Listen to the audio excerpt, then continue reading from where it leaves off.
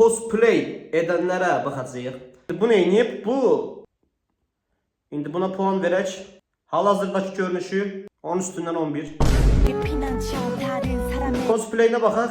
Cosplay'i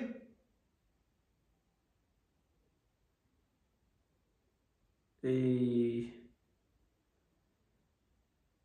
şey soruşum. Niye bu cosplaycilerin hamısında saçı burnunun burasına kimi düşür qabaq şeyi çolkası? Qayçıyla götürüb belə bəzəyə versə olmasa saçını belə olar. Belə. Gözlə bax. Gözlə. Bax belə olar. Belə olar cəhənnəm. Prosta burnuna kimi də yoxdur ha. Yaxşı. Əgər dediyim kimi o qabağını kəstirsən 10 üstündən 9.5 verəcəm. Amma belə olduğu üçün 7.5 verirəm. Amma yenə də yaxşıdır.